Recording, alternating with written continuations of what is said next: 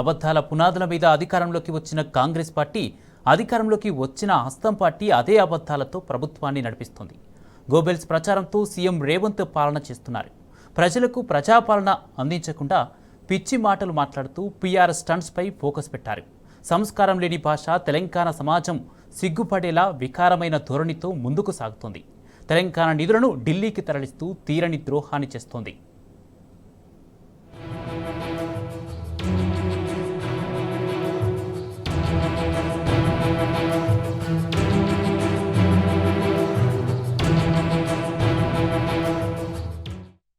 CM పీఠంపై కూర్చున్న తొలి రోజు నుంచే అబద్ధాల డోస్ను కాంగ్రెస్ ప్రభుత్వం మరింత పెంచింది. సీఎం రేవంత్ చెప్పేదొకటి, పాలనలో చేసేది ఇంకొకటి. పబ్లిక్ ప్రచార పిచ్చిలో పాలన గాలి కొదిలేసి ప్రచార ఆర్భాటాలకు కాంగ్రెస్ ప్రభుత్వం పోతుంది. ఇచ్చిన హామీల నుంచి ప్రజలను డైవర్ట్ చేసేందుకు రోజుకొక పీఆర్ స్టంట్తో రాష్ట్ర ప్రజలను భ్రమలో ముంచుతున్నారు. కాంగ్రెస్ అధికారంలోకి వచ్చి 2 నెలలు గడుస్తోంది. అయినా ఇప్పటికీ ఇచ్చిన హామీలను అమల్లోకి తీసుకురాలేదు. రైతు బంధు, రుణమాఫీ, 4000 పింఛన్, నిరుద్యోగులకు ఉద్యోగ హామీ, ఇలా ఇచ్చిన అనేక హామీలను కాంగ్రెస్ పట్టించుకోవడం లేదు. 6 గ్యారంటీల పేరుతో వైకుంఠం చూపిస్తూ నాటి అమలుపై కొర్రీలు పెడుతోంది.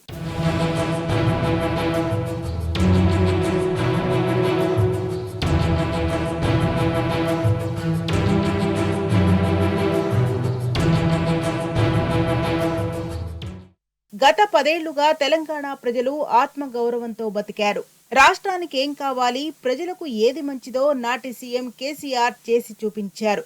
తెలంగాణ రాష్ట్రానికి కేంద్రంలో అధికారంలో ఉన్న బీజేపీ సహకరించకున్నా రాష్ట్రాన్ని బీఆర్ఎస్ ప్రభుత్వం ముందుకు నడిపించింది. వ్యవసాయం, విద్య, వైద్యం, ఆరోగ్యం సహా అనేక రంగాలను మెరుగుపరిచింది. కానీ నేడు సొంత ప్రాంతం వాడే సంపదను కొల్లగొడుతూ రాష్ట్రాన్ని దివాళా తీసే కుట్రలకు తెగబడుతోంది ఈ కాంగ్రెస్ ప్రభుత్వం. ఒకవైపు రాష్ట్రంలో లంకెబిందెలు లేవు అంటూనే మరోవైపు రాష్ట్ర ప్రజల సంపదను తెలంగాణ కాంగ్రెస్ ప్రభుత్వం హస్తినకు తరలిస్తోంది. త్వరలోనే పార్లమెంట్ ఎన్నికలు జరగనుండటంతో పార్టీకి కావలసిన నిధులను ఇక్కడి కాంగ్రెస్ ప్రభుత్వం ఏఐసీసీ అందిస్తోంది. అంతేకాకుండా అగ్రనేతల పర్యటనలు, ఎన్నికల ఖర్చును కూడా తెలంగాణ కాంగ్రెస్ పెట్టేలా ఆర్థిక భారాన్ని రాష్ట్రంపై మోపుతోంది ఢిల్లీ కాంగ్రెస్. ఇటు పార్టీకి ఎక్కువ విరాళాలు, నిధులు సమకూర్చే కాంట్రాక్టర్లు, బడా వ్యాపారవేత్తలకే రాష్ట్రంలో పదవులు దక్కాయి.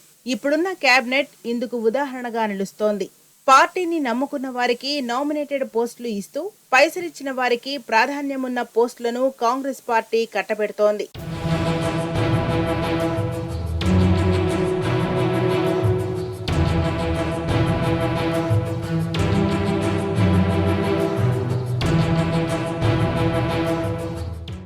హైకమాండ్కు నిధులు కట్టబెట్టే ప్రయత్నంలో ఎవరికీ అనుమానం రాకుండా గత ప్రభుత్వంలో అవినీతి అక్రమాలు అంటూ అందరి దృష్టి మరల్చే ప్రయత్నం చేస్తోంది రాష్ట్ర కాంగ్రెస్. అందులో భాగంగానే వ్యాపారులను, కాంట్రాక్టర్లను బ్లాక్మెయిల్ చేస్తూ నిధులు వసూలు చేస్తోందనే ఆరోపణలు వినిపిస్తున్నాయి. మరోవైపు కేంద్రంలో కాంగ్రెస్ అధికారంలోకి వస్తుందనే భ్రమలో ఆ పార్టీ నేతలు ఉన్నారు. వచ్చే ఎన్నికల్లో బీజేపీని ఓడించడం కాంగ్రెస్ పార్టీ కూటమికి కష్టమని రాజకీయ విశ్లేషకులు చెబుతున్నారు. 10 ఏళ్ల తర్వాత కూడా దేశంలో కాంగ్రెస్ పార్టీకి వ్యతిరేక పవనాలు వీస్తూనే ఉన్నాయి. 2 దఫాల బీజేపీ పాలనపై ప్రజల్లో ఉన్న ప్రభుత్వ వ్యతిరేకతను కాంగ్రెస్ పార్టీ అనుకూలంగా మార్చుకోలేకపోయింది. అదే సమయంలో కాంగ్రెస్ వైఫల్యాలను అమిత్ షా, ప్రధాని మోడీ బీజేపీ బలోపేతానికి అవకాశాలుగా మార్చుకుంటున్నారు. దేశంలో గత 10 ఏళ్లలో బీజేపీ ఎంత బలపడిందో కాంగ్రెస్ అంతకంటే 4 రెట్లు బలహీనపడింది. ఇండియా కూటమి పేరుతో కాంగ్రెస్ కొత్త డ్రామా మొదలుపెట్టినా దాని ఉనికే ప్రశ్నార్థకంగా మారింది. కూటమిలోని నేతలు ఎవరికి వారు నిర్ణయాలు తీసుకుంటూ జారుకుంటున్నారు. రానున్న రోజుల్లో కాంగ్రెస్ ఒంటరిగా పోటీ చేయాల్సిన పరిస్థితి ఎదురుకానుంది.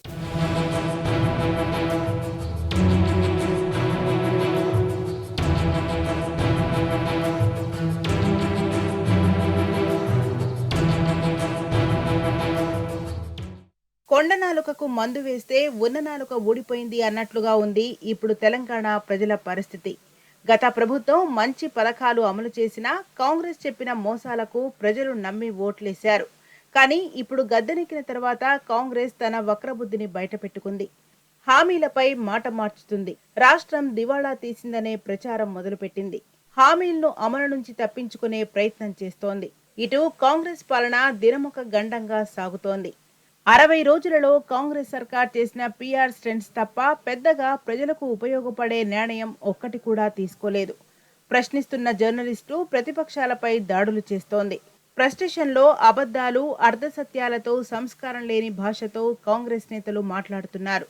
నీళ్లు, నిధులు, నియామకాల ట్యాగ్ లైన్తో ఏర్పడిన రాష్ట్రానికి నీళ్లు దక్కకుండా ఈ కాంగ్రెస్ నేతలు కుట్రలు చేస్తున్నారు. రాష్ట్ర హక్కులను కేంద్రానికి తాకట్టు పెడుతోంది కాంగ్రెస్ ప్రభుత్వం.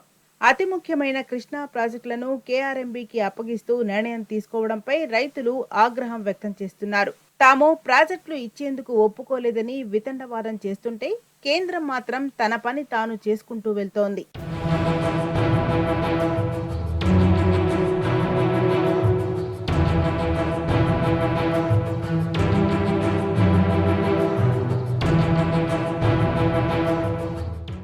రాష్ట్ర హక్కులపై ఢిల్లీలో గట్టిగా కొట్లాడాలంటే బీఆర్ఎస్ ఎంపీలు గెలవాల్సిందే.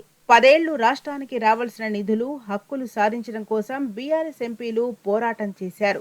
ఇక మీదట కూడా ఇదే పందాను అనుసరించబోతున్నారు. మొన్న జరిగిన అసెంబ్లీ ఎన్నికల్లో చేసిన తప్పు ఈ పార్లమెంట్ ఎన్నికల్లో చేయకూడదనే లక్ష్యంతో ప్రజలు ఆలోచిస్తున్నారు.